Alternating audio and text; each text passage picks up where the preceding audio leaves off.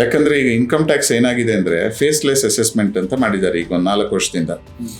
ಅದೇನಂದರೆ ನೀವು ಯಾರ್ದೋ ಇಲ್ಲಿ ನನ್ನ ಪರಿಚಯದವ್ರು ಯಾರೋ ಇದ್ದಾರೆ ಏನೋ ಹೇಳಿ ನೋಟಿಸ್ ಬರೆದಂಗೆ ಮಾಡಿಬಿಡ್ತೀನಿ, ಆ ಥರ ಎಲ್ಲ ಮಾಡ್ಲಿಕ್ಕೆ ಆಗಲ್ಲ. ಇದು ನೋಟಿಸ್ ಕಂಪ್ಯೂಟರ್ ಅಸಿಸ್ಟೆಡ್ ಪಿಕಪ್. ಅದು ಯಾರೋ ಒಬ್ಬರು ಹೋಗಿ ಇನ್ಫ್ಲುಯೆನ್ಸ್ ಮಾಡಿ ಇವ್ರಿಗೊಂದು ನೋಟಿಸ್ ಕಳಿಸಿ ಆ ಥರದ್ದು ಚಾನ್ಸೇ ಇಲ್ಲ.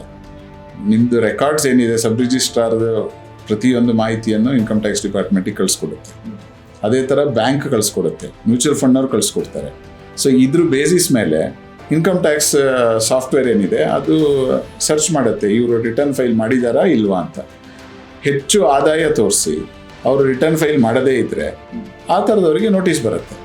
ಆಗ ಇವರು ನಂದು ಅಗ್ರಿಕಲ್ಚರ್ ಇನ್ಕಮ್ ಅಂದರೆ ಡಾಕ್ಯುಮೆಂಟ್ ಕೊಡಿ ಅಂತಾರೆ. ಡಾಕ್ಯುಮೆಂಟ್ ಕೊಟ್ಟಾಗ ಇದು ಅರ್ಬನ್ ಅಗ್ರಿಕಲ್ಚರ್ ಲ್ಯಾಂಡ್ ಅಂದರೆ ನೀವು ಟ್ಯಾಕ್ಸ್ ಕಟ್ಟಿ ಅಂತಾರೆ. ಇದು ರೂರಲ್ ಅಗ್ರಿಕಲ್ಚರ್ ಲ್ಯಾಂಡ್ ಅಂತ ಹೇಳಿದ್ರೆ ನಿಮಗೆ ಅವಾಗ ಏನೋ ತೊಂದರೆ ಇರಲ್ಲ. ಅದನ್ನ ನೀವು ಸೇಲ್ ಮಾಡೋಗಳೇ ಅರ್ಥ ಮಾಡಿಕೊಂಡ್ರೆ ಈ ಮುಂದೆ ಬರುವಂಥ ತೊಂದರೆ ತಾಪತ್ರಯಗಳನ್ನು ಅವಾಯ್ಡ್ ಮಾಡ್ಬೋದು.